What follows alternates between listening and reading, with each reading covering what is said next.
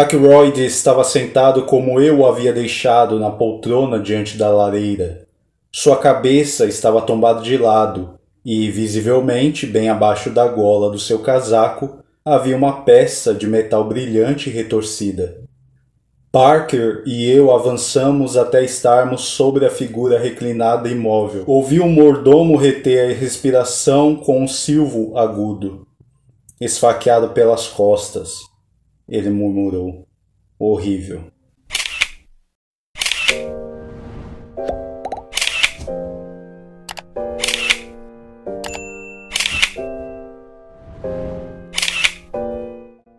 Eu não sou um leitor assíduo de Agatha Christie. Eu li uma meia dúzia de seus romances, sendo esses protagonizados pelo detetive belga Hercule Poirot. São inevitáveis as comparações com Sherlock Holmes, de Conan Doyle, ainda que eles sejam bem diferentes entre si. O Sherlock é mais na dele, enquanto Poirot costuma interagir bem mais com os envolvidos dos casos, além de ter uma certa comicidade intrínseca em seus modos, apesar de ele levar toda a investigação bem a sério. Eu gosto de ambos à sua maneira, gosto também das histórias. Conan Doyle costuma ser um pouco mais inventivo nos mistérios, com uma variedade maior de coisas a serem investigadas além de assassinatos, enquanto a Agatha Christie se foca muito mais nesses. Mas eu vejo uma vantagem nas obras da Dama do Crime em relação ao material de Conan Doyle. O leitor costuma acompanhar a investigação de maneira bem mais ativa nos livros de Christie, enquanto Conan Doyle costuma reter demais as informações. Ou melhor dizendo, o Sherlock esconde demais as coisas até de seu parceiro, Watson, que é o narrador das histórias, para só no final revelar tudo. Eu gosto muito da capacidade de dedução de Sherlock ao observar pequenos detalhes, porém não é incomum a impressão de que certas pistas que entregam a verdade só sejam apresentadas e desenvolvidas na resolução do mistério, e assim acaba não dando ao leitor a oportunidade de ao menos acompanhar o mistério sendo solucionado aos poucos, apenas para que Sherlock faça o seu show de exibição ao final. Poirot também ama fazer toda uma atuação no final, faz parte do charme de ambos os detetives, mas no caso de Poirot, pelo menos você tem a chance de deduzir junto. Enfim, vamos ao livro em questão. Começando com uma curiosidade. Aqui eu tive a impressão de que fosse o primeiro livro do detetive belga, mas descubro que confundi Roger Ackroyd com Styles, por algum motivo que eu não sei qual.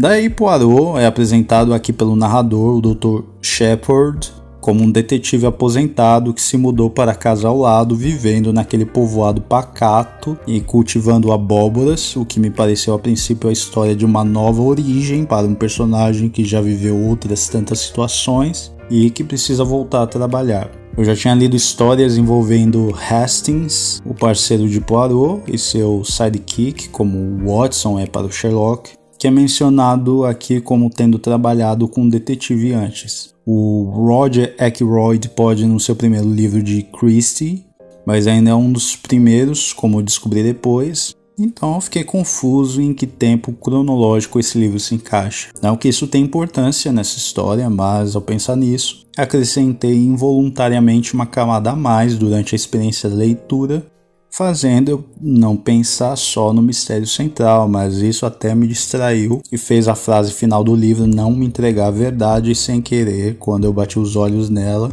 antes de ler o livro inteiro. Difícil explicar aqui, mas digamos que ela se ressignificou quando enfim cheguei ao final da leitura.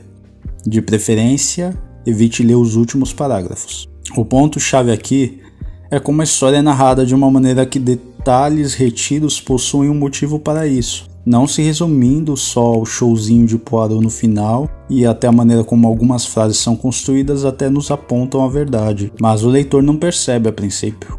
A história é sobre um assassinato de um homem rico e sovina, Roger Ackroyd, encontrado trancado sozinho em seu escritório com uma adaga enfiada no pescoço. Isso acontece numa noite em que muitas pessoas estavam na casa após um jantar, e a principal linha de investigação, apresentada desde o início, é um caso de chantagem. Uma mulher envenenou o próprio marido, passou a ser chantageada, ela tira a própria vida, mas confidencia por uma carta a Roger Ackroyd, que é o chantageador. Com algumas participações pontuais de sua irmã palpiteira, o Dr. Shepard, médico daquele povoado, acompanha Poirot nas investigações e eles descobrem que tantos outros motivos possíveis podem ter levado ao assassinato, pois cada um dos presentes naquela noite tem um segredo. Mas a suspeita maior recai mesmo sobre o enteado de Ackroyd, que nem presente estava no jantar, mas tem apresentado atitudes suspeitas e tem se mantido escondido após o assassinato. Logo se estabelece que ele passava por problemas financeiros e se beneficiaria com a morte do padrasto, e uma quantidade já havia sido furtada do quarto de Ackroyd. O interessante é que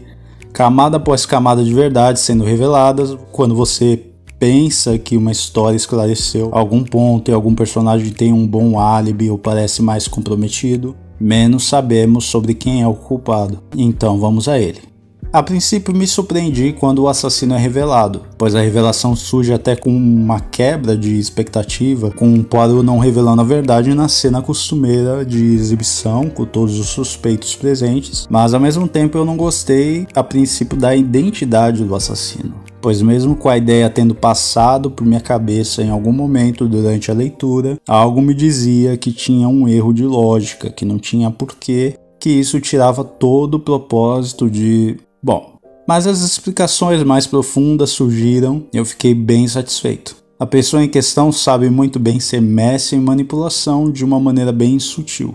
Entre os livros de Agatha Christie com Hercule Poirot, o assassinato de Roger Ackroyd é um dos que eu mais gostei por brincar com minha percepção da história enquanto ela ainda está acontecendo e porque os elementos e pistas que são retidos o fazem por um motivo bem contextualizado ao final e não meramente como uma enganação artificial da escritora para que o leitor não descubra a verdade. É isso.